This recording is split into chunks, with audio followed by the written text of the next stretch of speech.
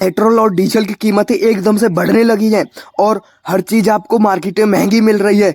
और oil crisis होता क्या है, इस वीडियो में हम आपको इसके बारे में बताने वाले हैं। आपकी जो आमदनी है उस पर इसका क्या असर पड़ेगा, ग्लोबल ऑयल क्राइसिस क्या है, क्या होता है, क्यों होता है और इसका पूरी दुनिया पर, पूरे भारत पर क्या असर पड़ रहा है। चलिए वीडियो को शुरू करते हैं।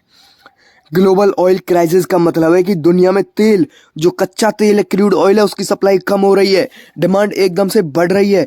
क्रूड ऑयल जो कच्चा तेल है, उससे एलपीजी, एविएशन फ्यूल जो होते हैं वो सभी, पेट्रोल, डीजल, आपकी ज़रूरत की हर चीज़ें क्रूड ऑयल पर ही निर्भर करती हैं। और जब तेल कम होता है तो तेल महंगा ज़्यादा हो जाता है और पूरी इकोनॉमी, पूरे देशों की इकोनॉमी इससे हिल जाती है। और जो ऑयल क्राइसिस है, इसके पीछे बहुत बड़े कारण छुपे हुए हैं। ओपीईसी का कंट्रोल ये ऑर्गेनाइजेशन ही तय करती है कि जो क्रूड ऑयल है और कितना ऑयल प्रोड्यूस करना है और प्रोडक्शन कम करना है कितना। तो प्राय अगर प्रोडक्शन ही कम कर दे ओपीईसी तो जो कीमतें हैं वो बढ़ जाती हैं। और दूसरा है वॉर, जो युद्ध है और तनाव की स्थिति। ये ऑयल प्रोड्यूसिंग कंट्रीज में अगर युद्ध होता है तो सप्लाई रुक जाती है। और नेचुरल डिजास्टर जैसे कि हरिकेन, बाढ़, अर्थक्वेक, भूकंप ऑयल सप्लाई की चेन को बहुत ज़्यादा प्रभावित करते हैं। डिमांड ज़्यादा हो जाती है तो ग्लोबल इकोनॉमी जो है वो तेज़ी से बहुत ज़्यादा ग्रो करती है और फ्यूल की डिमांड बहुत ज़्यादा बढ़ जाती है, क्रूड ऑयल की डिमांड बहुत ज़्यादा बढ़ जाती है।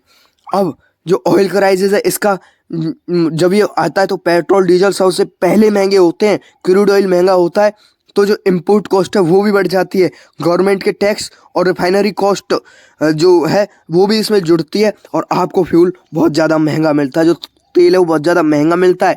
भारत जो देश है वहाँ ऑयल, ये बहुत बड़ा ऑयल का हिस्सा, क्रूड ऑयल का हिस्सा इंपोर्ट करता है। इंडिया में ऑयल, जब ऑयल क्राइसिस आता है तो इंडिया पर इसका बहुत ज़्यादा असर देखने को मिलता है।